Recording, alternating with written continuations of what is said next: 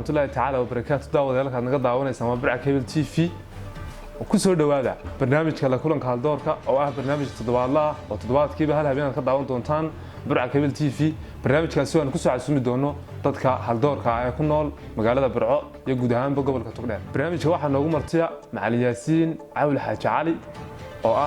معلم صحافة يسدو كله صحفي رقعدايا مع الياسين كسر دو برنامج كلا كلن كهالدورك برع كيبل تي في هذه ضد ما سنتي يحيى وكسر وين يا هذه تيم كاجا صحافة عبد واحد لما أنت مؤلمها العليا وقرنتي وكم مع الياسين هذه ضد ما سنتي يحيى وأنا دكم هذا الناس قيمة بدنا دي سود ويسين هذه عبد واحد وأنا دكم هذا الناس بقشات نصاب بقتين هذا مع الياسين وحي الذي كتبته وحوي صحفي وأب ومعلم ومعمولة وحنا شيء مقالة برعو سنة كي كوني سجال بقول يسجاش سديتني يستدي كوني سجال بقول يستدي كي ما كنا شيء مقالة برعو وحنا هاي أب له حرورة إبداً صحافة وكسور شري وحنا صحافة كسور بيري سنة كي لبض كون يستدي أنا تفيجي جوهري هرجسك كشغل بلعبي حدنا وحنا هاي معلم صحافة اللي إن مدة أنا صحافة سورية دوري توماس أنا بدو قاري سلبي توماس أنا ضمن صحافة سورية والله بكوني توماس كمان بلعب صحافة الجديدة قبل كتير لنا كبلعب. واحد دوني واحد شغال هنا فيديو بل إنها برشة يرشح هذا صحافة شغال واحد. وسؤال مهم يحيى فهمتي ضمن بس سؤال شاسي سويدين اليوم مسكعة كوهية صحافة ومهنات كان بدأ حرفة أما حرفتها كتير الدنيا وحرفة lagu shaqeeyo oo dad badan ay ku shaqeeyaan dabcan xirfadaasi markaan qeexo waa xirfad sida ay ku qeexan tahay dadka wax barta dadka maaweelisa dadka waxaan ogeyn soo gudbisa sida daraadeed saxaafada waxa lagu tilmaami karaa mihnad qiimo badan ku leh dadka iyo dalka dhexdiisa wanaagna lagu faafin karo xumaana faafin karta laakiin si qofka cilmiga leh علم صحافة برتها أنت بدن من نقطة ميت ضدك لبا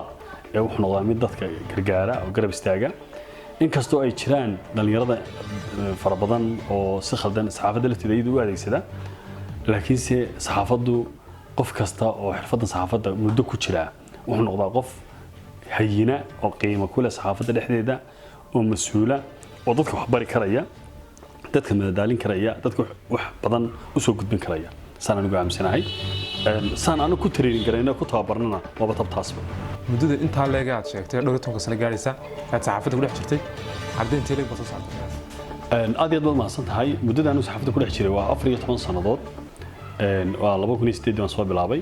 laakiin digideeda iyo ku shaqeynta macalinimada qaybta macalinimada waxaan bilaabay 2010kii oo muddo 12 sano laga jooga hadda maalintan bilaabayay waxaan kala tashaday laba nin oo wariyaal waaweyn oo rugcadaaya aad bay igu dhaliilaan waxay yiraahdeen ma bari karno waxba oo arday ma soo saari karno 2010kii ma niyad jabin go'aankaas waan qaatay anigu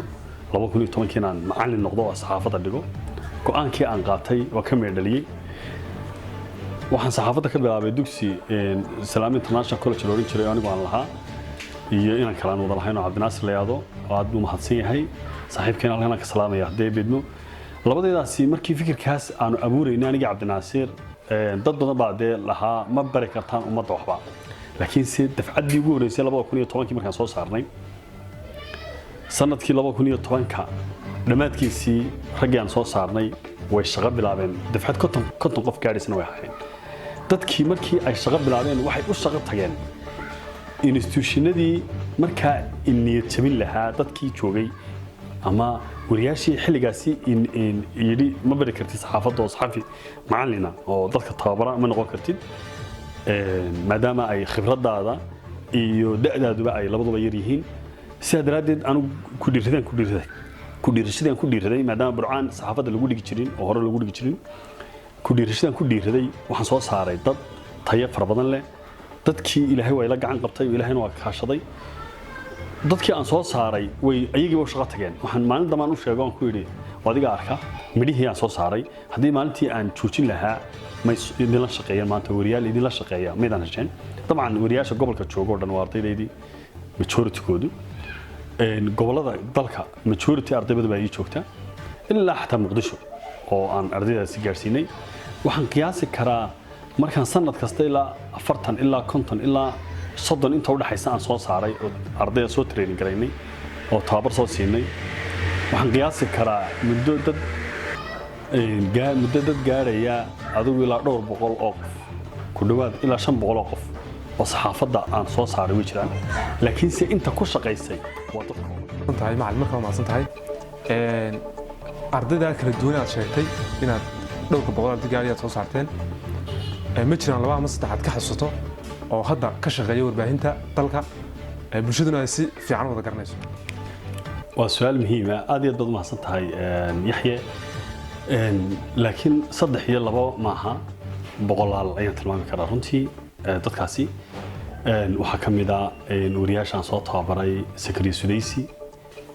waxaa ka mid ah oo sahan jooga waxaa ka mid ah Fanta Cabdiraxmaan Fantastic oo sana jooga Ariel TV waxaa jooga Khalid Bakayle oo MMTV jooga Maxamed Saciid Gaxnuug Maxamed Mooto oo midna horyaal jooga midna sahan jooga agaasimaha horyaal agaasimaha sahan iyo agaasimaha horyaal ee gobolka Togdheer baa Maxamed Mooto iyo Maxamed Saciid Gaxnuug waxaa ka mid ah Faadimo Riyaad xagga hablaha waxaa ka mid ah Naciime Cabdi Axmed waxaa ka mid ah